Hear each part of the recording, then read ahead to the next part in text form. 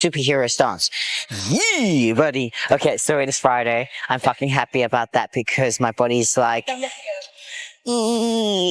first week adding more calisthenics in and everything hurts. Well, okay, not everything hurts, but my triceps hurt. I'm like, oh my word, did I really do that much more that my triceps are like hating me right now? And the weird thing is, so obviously I've done my squats already because Monday, Wednesday, Friday, I'm squatting 505 and really happy because the goal was to do 107.5 twice this week. And guess what? I managed it. I managed 107.5 today and Monday. So I'm fucking happy, feeling good. Every now and then I'm still kind of like sliding a little bit onto my toes, not staying as flat-footed as I was like, but back position feels good, nice and tight. My upper body, I'm feeling really, really tight. So a couple of things to make note of is obviously we're doing more of a low bar squat. And for people who don't know, you get high bar and low bar squatting. High bar is generally what Olympic weightlifters do because it is more kind of quad dominant, whereas powerlifters do a low bar squat because genuinely you can go heavier with a low bar squat. And it is more kind of like, in terms of weight distribution, it's along your spine, the central line of your body, so you can drive better. And I'm definitely feeling like the more I do this positioning, because I used to do high bar, the more I'm doing this positioning, getting comfortable and confident with it, because it freaks me out doing a low bar because, well, the bars is quite low on your back. So, you know, when I started, I was like, oh, this feels like the bar's literally going to slide off my back. But the stronger I've gotten and the more comfortable and confident in the position I've gotten, the more I can kind of rack it that little bit low and really tighten up. So I'm really, really happy with the development of my squat and how it's feeling. Obviously, I just need to kind of make sure I stay flat-footed. But because everything's kind of hurting, at least upper body, I'm so glad it's lower body today. And today is more of an accessory strengthening, making sure that all these connective parts of my legs are firing correctly. And so it's not necessarily about hypertrophy today so much as mobility and strengthening all the points to prevent injury, because that's something that a lot of people neglect, is the fact that, okay, you've got to have strong hip flexors and strong knees and all the little bits that actually make up a strong leg. So people kind of neglect that because they just want to, you know, lift heavy. So today is the less exciting part of leg days because it's making sure that I don't injure myself. And I really recommend you do this because it's something that's really neglected, and it's something that I've started to incorporate more as I've gotten older. So number one is obviously we want to make sure that these hip flexors are firing on both sides, so everything is unilateral for this phase, because the moment you do obviously something with both legs at the same time, if you have a muscle imbalance, your leg's likely to pick it up, and the one leg is going to compensate for the other leg, and weaknesses and imbalances will not be as prominent. So the moment you do something unilaterally, you're going to realize, oh shit, my left leg is stronger than my right leg, or vice versa. So always make sure when you're doing something that is supposed to aid the strengthening of torso and posterior chain and all the parts, that you are doing it as unilaterally as you possibly can to pick up any imbalances and obviously to strengthen any imbalances. So first things first is hip flexors, something that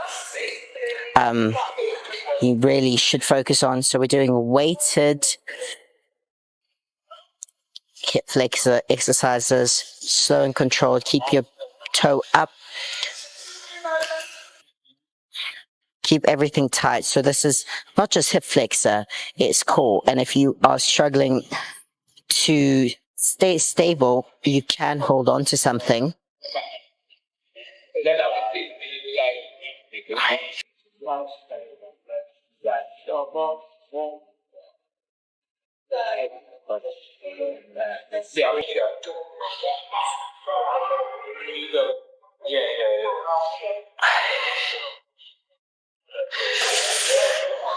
And the last one, hold. 5, 4, 3, 2, 1, and slowly lower. Right.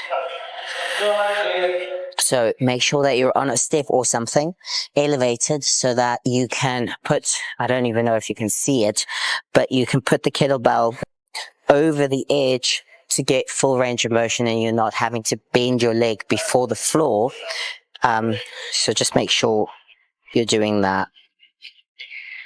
Okay.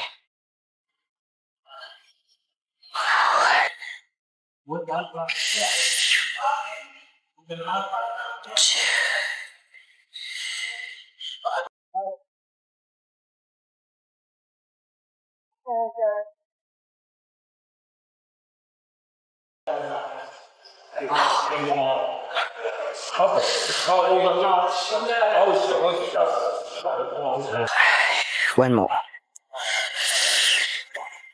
And hold. 2, 3.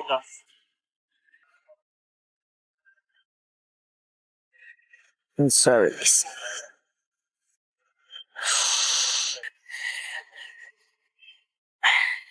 Right, so that is exercise 1. Ooh, spicy. Okay, so I'm going to do 4 more sets.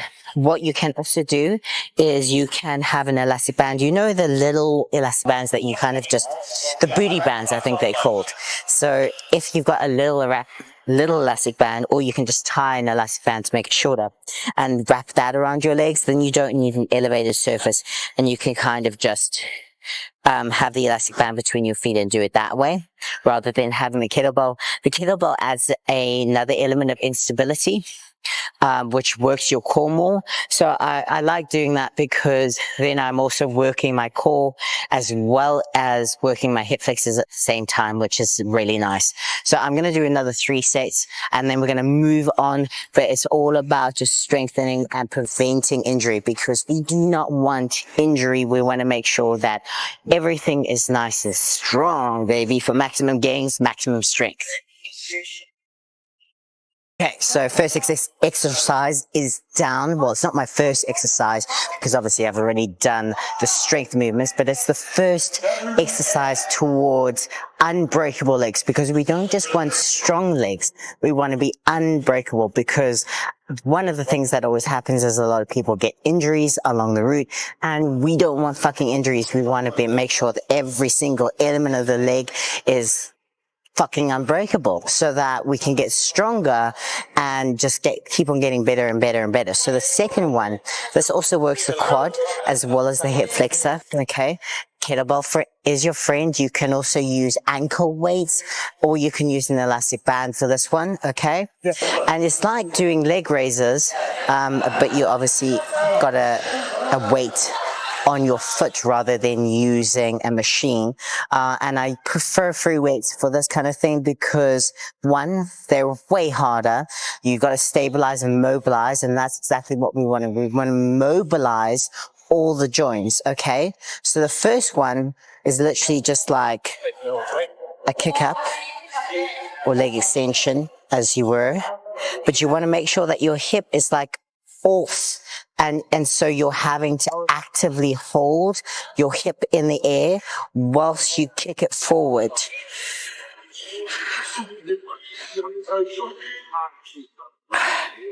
And again, you're going to use quite a bit of core to stabilize. Okay. You don't need a lot of weight. I've got like a 6-kilogram kettlebell and I can only manage 6 reps. So that shows you just how hard this is.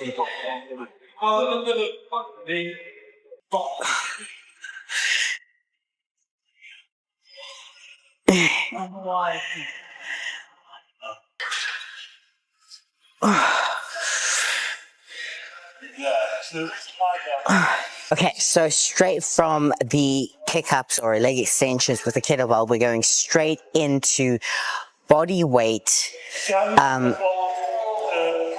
leg out and in. I don't know what you call them.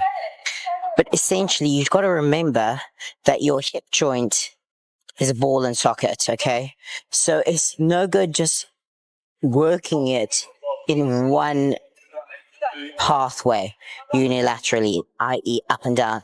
You want to make sure it is strong in every possible angle. And so this is a really good one. And you just feel like your hip flexors are frying. And you want to try and keep your, even though my body's not doing it, you want to keep your posture as upright as possible whilst you're doing this. And then straight to the side. And this is great because you can do this at home as well. You don't need to do this at the gym.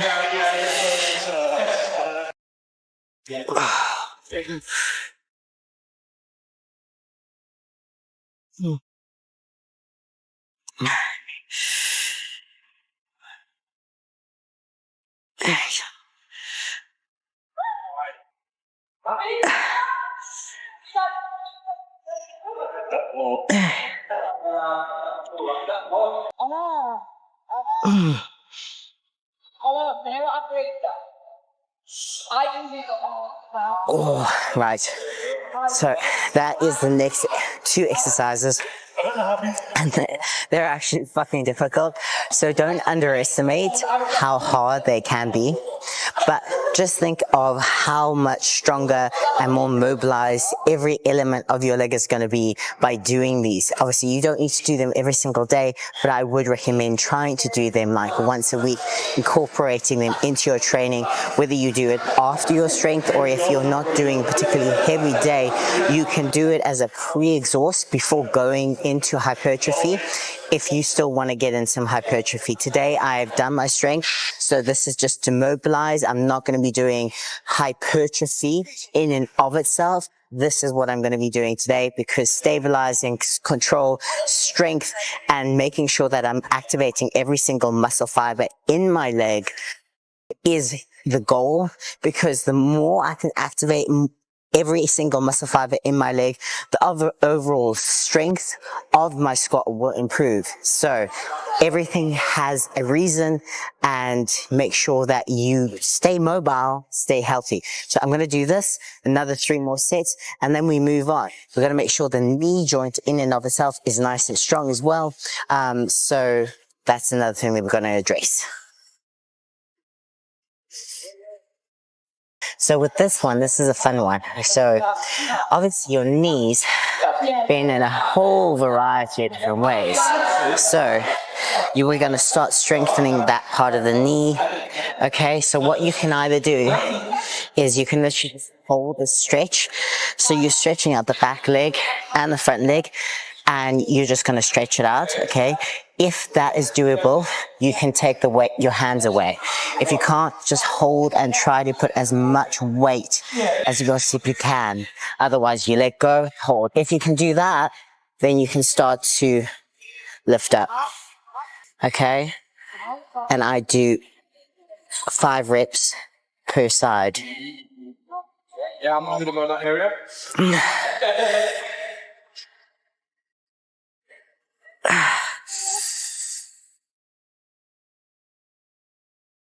So you're mobilizing, stretching, and strengthening all in one. So I'll do 5 on the other leg as well. Right.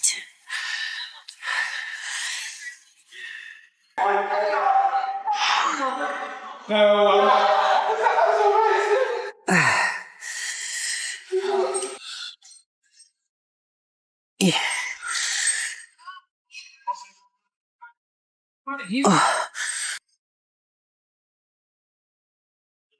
Oh. So that is training for today. My battery is about to die, so I'm kind of like finishing it there. But something completely different from the usual, but just as important, because we don't want to be breakable. We want to be as impenetrable, like fucking solid in every single element of your body, because the stronger you are, the more mobile you are, the more functional your body is, the more you can do, because it's not just about how much you can lift, but how overall you feel whilst you're lifting, because it's not just about today, here and now, it's about longevity. We're training for life.